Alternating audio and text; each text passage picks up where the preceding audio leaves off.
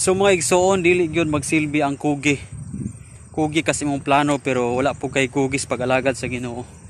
Atong nahinumduman ang katong mga tao sa Tower of Babel sa Genesis chapter 11. Kung imong tan-awon dito, nagkugi sila silang pangandoy nga makatukod sila syudad nga may tower nga sangko sa langit.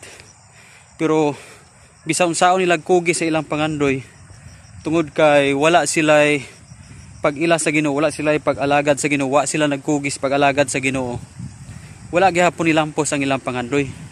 Muna nga ang pagkugi sa atong pangandoy uban sa pagkugi usab sa pag-alagad sa Ginoo, muhatod gina sa kalampusan. Ug kana nga kalampusan anaa diha sa tumoy ang kalipay ug panagiusa ug kalinaw. Tanawa ang Tower of Babel nga kugi ra sila sa ilang pangandoy pero walay kugi sa pag-alagad sa Ginoo. Wala sila makakabot sa tumoy nga bahin nga mao ang kalipay. Iyon sila nga sangko sa langit. Kanang langit diha nga nigsiguta nagsimbolo kana sa kalipay. Sa tumoy sa tong pangandoy dapat naa ang kalipay. Pero kung wala tay pag-alagad sa Ginoo, wala tay pagkugis pag-alagad sa Ginoo, dili ginato makuha ang kalipay sa tumoy sa tong pangandoy. Siguro makabot nato na makuha nato na, pero sa tunga-tunga anaa ang kagubot, anaa ang kasamok. Tanawa ang mga naghimo sa Tower of Babel, nagubot sila, nasamok sila ngano kulang man ang ilang pagkugi, kulang og pagkugis pag-alagad sa Ginoo. So nagubot ang ilang tunga-tunga sa ilang pangandoy, nasamok sila.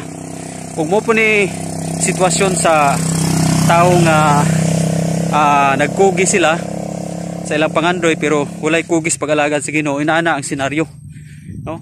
Makwartahan man tuod, makangkon man tuod niya mga sakyanan, makwartahan, madaghan og mga bandi ning kalibutan na. Pero mao pud lagi ang katumbas pud kay samok pud kayo, gubot pud kayo. Kasagaran sa mga inana nga pamilya nga daghag sapi pero walay pagkugis pag-alagad sa Ginoo, kasagaran is na broken family hinuon. Kasagaran kining mga ginabuhi layo kayo sa Ginoo o kinabuhi bitaw nga kanang dili makapahimuot sa Ginoo. Munay sitwasyon, munang igsoon, kung doon na kay pangandoy karon, ayaw pagpalabis yung pangandoy nga diha lang kakutob sa pagkugis yung pangandoy, unya wala kay pagkugis pag-alagad sa Ginoo. Ubani gyud pag-alagad sa Ginoo. Kay ang atong pag-alagad sa Ginoo importante kayo nga sa atong